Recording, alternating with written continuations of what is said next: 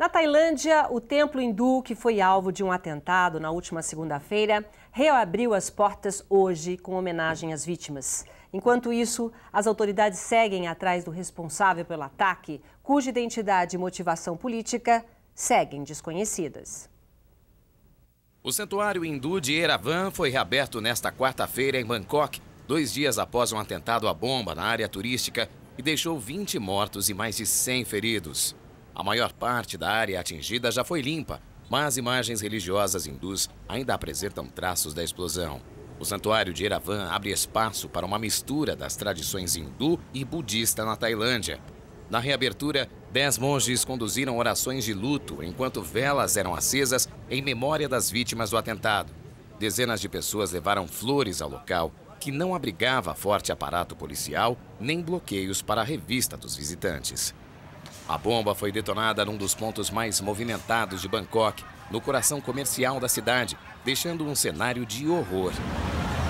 Devotos e turistas estavam no santuário quando o explosivo foi detonado no início da noite de segunda-feira.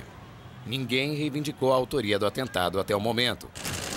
Ao menos 11 estrangeiros estão entre as vítimas, que incluem cidadãos da China, Reino Unido, Singapura, Indonésia e Malásia. Passados 2 dias, 68 dos 123 feridos continuam hospitalizados, alguns deles em estado crítico. A polícia acredita que a bomba de fabricação caseira continha 3 quilos de explosivos e esferas de aço. As autoridades divulgaram imagens de câmeras de segurança e o retrato falado do principal suspeito. Uma pessoa de traços asiático-europeus, cabelo preto encaracolado e óculos. A polícia tailandesa também tenta estabelecer sua nacionalidade e se continua no país, enquanto oferece uma recompensa de R$100 mil por informações que levem à sua detenção. As câmeras de segurança localizadas ao redor do templo mostram um jovem vestido com uma camiseta amarela que entrou no recinto com uma mochila e saiu sem ela minutos antes da explosão. Investigadores acreditam que o rapaz faça parte de uma rede e já identificaram mais 2 suspeitos. Uma segunda explosão ocorrida num pier de Bangkok ontem pode ter conexão com a bomba do dia anterior. Ninguém ficou ferido, mas o incidente aumentou os temores da população. Na China, os moradores de Tianjin começam a sentir problemas físicos após as chuvas causarem reações químicas com produtos tóxicos armazenados no porto da cidade. Moradores de áreas próximas ao terminal de containers que armazenava produtos químicos e foi palco de 2 explosões há uma semana, se queixaram de ardência na pele depois das primeiras chuvas registradas na região do porto de Tianjin. Segundo o jornal South China Morning Post, estes sintomas foram sentidos por voluntários e jornalistas que se encontravam na área no momento das precipitações. O temor é de que as chuvas possam contribuir para espalhar os restos químicos, especialmente o cianureto de sódio, produto tóxico que segue espalhado na área do porto. As autoridades chinesas pediram à população que se mantenha afastada do local do acidente. A chuva também provocou uma camada de espuma nas estradas próximas ao epicentro das explosões.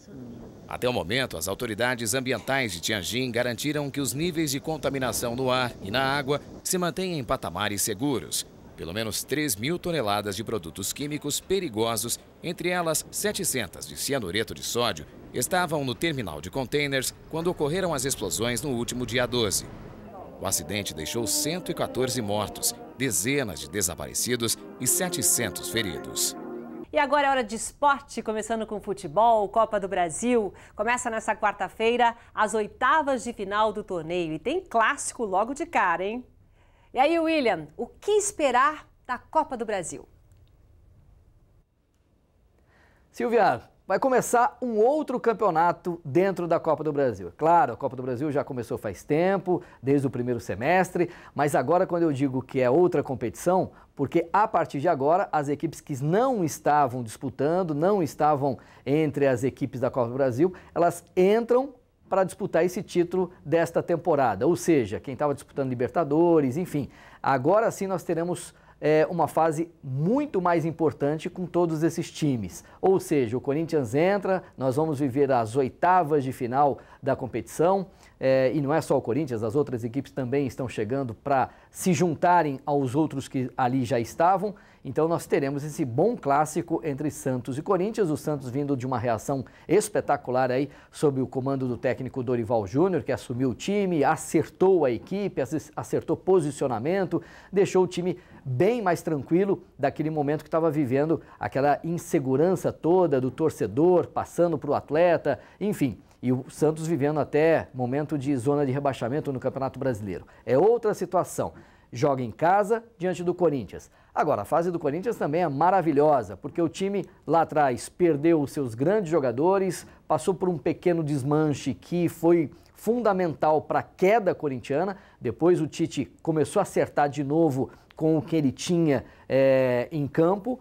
Acertou, deixou o Corinthians de novo forte e o Corinthians fechou o primeiro turno do Brasileirão como o campeão, né? Como primeiro colocado. Ou seja, também chega muito forte para disputar essa partida contra o Santos. Não há favoritismo nenhum, o Santos joga em casa, porém tem a força do Corinthians. O Santos também é muito bom dentro de casa, tem um retrospecto muito positivo e vai ser um grande jogo. Vale lembrar que a segunda partida já acontece na semana seguinte, na próxima quarta-feira, envolvendo as duas equipes nesse clássico paulista. O outro time aqui da capital paulista, que é o Palmeiras, que também entra em campo nesta quarta-feira, dia muito importante, porque o Palmeiras tem o Cruzeiro pela frente. É um clássico do futebol brasileiro, sem dúvida nenhuma, pela tradição dos dois times. O Cruzeiro tentando se levantar dos problemas que teve ao perder jogadores fundamentais aí nessa sequência de Campeonato Brasileiro. Perdeu até o próprio técnico, o Marcelo Oliveira, que veio para a equipe do Palmeiras. Então o Marcelo agora está do outro lado e vai tentar conseguir esse resultado positivo administrando aí essa situação. Palmeiras vem de um bom resultado diante do Flamengo, 4-2 no Campeonato Brasileiro. Vem embalado sim, passou 3 jogos sem vitória, mas resgatou a confiança para começar bem essa fase de oitavas de final da Copa do Brasil. Será com certeza também um outro grande jogo, com muita disputa, uma disputa acirrada entre esses dois times que têm tradição e que vão lutar até o final para chegar nessa Copa do Brasil. Silvia. Obrigada, William Lopes. A Copa do Brasil é mata-mata, então é emoção o tempo todo, né? Obrigada, o comentarista William Lopes aqui no Conectado. Olha, e na China, o britânico Sebastian Coe é eleito para o comando da Federação Internacional de Atletismo. O ex-atleta britânico Sebastian Coe foi eleito nesta quarta-feira presidente da Federação Internacional de Atletismo, a IAAF. O bicampeão olímpico dos 1.500 metros foi o mais votado no congresso da organização realizado em Pequim. Na eleição, Coe bateu o ucraniano Sergei Bubka. Com 58 anos, a lenda do atletismo britânico assume no fim do mês a presidência da federação, num momento conturbado. O atletismo chega ao Campeonato Mundial de Pequim, que começa na semana que vem, em meio a escândalos de doping revelados por jornais europeus. Uma das promessas eleitorais de Coe é avançar rumo à criação de uma agência antidoping independente. O ex-atleta britânico também planeja aumentar a verba que o Comitê Olímpico Internacional fornece a cada uma das 214 federações nacionais de atletismo. Coe ganhou notoriedade na parte administrativa depois de ser o principal nome do comitê organizador dos Jogos Olímpicos de Londres.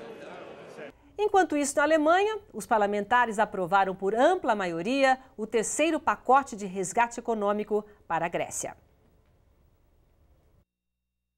Os deputados alemães aprovaram por ampla maioria, nesta quarta-feira, o terceiro plano de ajuda financeira à Grécia.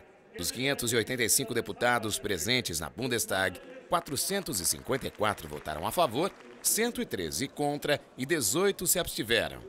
A chanceler Angela Merkel esteve mais cedo no parlamento, mas deixou as discussões para viajar a Brasília. Por isso, ela deixou para seu ministro das Finanças a tarefa de convencer os deputados a dar o sinal verde ao plano, que deverá injetar até 86 bilhões de euros nos próximos 3 anos na economia grega. Esse pacote de ajuda é essencial para que Atenas pague uma parcela de quase 3,5 bilhões de euros em dívidas com o Banco Central Europeu. Wolfgang Schäuble é conhecido pela postura linha dura contra Atenas, mas em seu discurso na abertura da sessão, disse que seria irresponsável não aproveitar essa nova chance dada à Grécia. Die Eurogruppe teilt diese Auffassung. Ele lembrou ainda que o governo do primeiro-ministro Alexis Tsipras já aprovou uma série de reformas exigidas pelos credores. Os alemães acreditam que a economia grega volta a crescer nos próximos anos caso adote o programa. O plano de ajuda foi negociado pelos líderes europeus com o governo grego, mas em muitos países precisa receber o sinal verde do parlamento. Ontem, o premier grego publicou um decreto abrindo o caminho para a concessão de 14 aeroportos para um consórcio alemão. Entre os aeroportos afetados por esse negócio estão os de cidades importantes como Tessalônica e a ilha de Creta. O acordo havia sido aprovado pelo governo anterior, mas foi congelado pelo partido Syriza quando a sigla chegou ao poder em janeiro. Divididos em relação ao apoio a Tsipras, dirigentes do partido governista podem vetar uma moção de confiança no Congresso grego, que abriria caminho para eleições antecipadas. Para evitar escalada nos conflitos no leste da Ucrânia, o presidente Petro Poroshenko vai apresentar propostas para líderes europeus na próxima semana. O presidente da Ucrânia, Petro Poroshenko, deve apresentar propostas para evitar uma escalada da violência no leste do país em uma reunião na segunda-feira em Berlim com a chanceler da Alemanha, Angela Merkel, e o presidente da França, François Hollande. Durante a reunião, vai ser discutido o cumprimento dos acordos de paz de Minsk, ameaçados pelo aumento dos combates e o uso pelos dois lados de armamento pesado, como constatou a Organização para a Segurança e Cooperação na Europa. Nos últimos dias, o líder ucraniano pediu à Europa que pare o presidente russo Vladimir Putin, que teria enviado mais de 9.000 soldados militares nas regiões de Donetsk e Lugansk. O comando militar ucraniano denunciou nas últimas semanas violações do cessar-fogo pelas forças separatistas. O governo alemão classificou essa semana como explosiva no leste da Ucrânia, mas reafirmou que os acordos de Minsk, assinados em 12 de fevereiro, são o único roteiro viável para a paz. A Rússia afirmou que a situação é preocupante e admitiu que, em vez da linha de separação de forças no leste da Ucrânia, deve existir uma frente militar. No entanto, culpou Kiev pelos renovados combates na região e pela falta de acordo nas recentes negociações de Minsk para a retirada do armamento de menos de 100 milímetros de calibre. Poroshenko também deve se reunir antes do fim deste mês com o presidente da Comissão Europeia, Jean-Claude Juncker. Vamos falar um pouco do seu dia a dia? É hora do Você Conectado. Se ontem a gente pensava nos prédios de São Paulo, nos prédios do Adilson, que mandou pra gente, hoje a Mariana do Sapopemba quis mostrar que São Paulo também tem muito verde bonito, que vale a pena a gente conhecer. Esse jardim aí é o Jardim da Casa das Rosas, que fica bem ali na Avenida Paulista, uma das mais movimentadas do país. Então, esquece os prédios de ontem que a gente mostrou, que o negócio por aqui é curtir o verde, relaxar, uma natureza que dá gosto de ver, né? E você, tem visto algo diferente por aí? Quer mostrar uma história do seu bairro? Sabe de alguém que faz algo interessante perto de você? Compartilha com a gente no nosso WhatsApp Viber. Anote aí, 11 9 4814-3155. Pode ser vídeo ou foto, tanto faz pra gente. O importante é você mandar aqui pro Conectado. Estamos esperando sua mensagem, ok? A chanceler Angela Merkel chega hoje a Brasília para um encontro bilateral com a presidente Dilma Rousseff. A cúpula entre os dois países começa nesta noite com um jantar no Palácio da Alvorada. O encontro marca a entrada do Brasil num seleto grupo de nações com quem a Alemanha mantém consultas políticas de alto escalão. Merkel viaja a Brasília com metade de seu ministério para tratar de temas comerciais, cibersegurança e meio ambiente. Na Alemanha, a chanceler foi alvo de um protesto diferente, pedindo apoio na proteção da floresta amazônica. 500 mil de formigas munidas de mini bandeiras. O espetáculo foi organizado num zoológico alemão pelos ecologistas do Fundo Mundial para a Natureza, o WWF. Eles pedem a proteção da Amazônia e a ajuda da chanceler Angela Merkel durante a visita ao Brasil. Na manifestação, os insetos transportavam pedaços de folhas da árvore, nas quais os ativistas do WWF gravaram suas reivindicações. Com esta ação, organizada no Zoológico de Colônia, a organização pretende incentivar a chanceler a se comprometer com a defesa da floresta amazônica durante sua reunião com Dilma Rousseff amanhã. Segundo a organização, projetos de reforma no Brasil ameaçam abrir para a exploração algumas reservas naturais para servir a interesses econômicos. Os lobbies dos setores agrícola, de mineração e energia são apontados como responsáveis pelo aumento no desmatamento.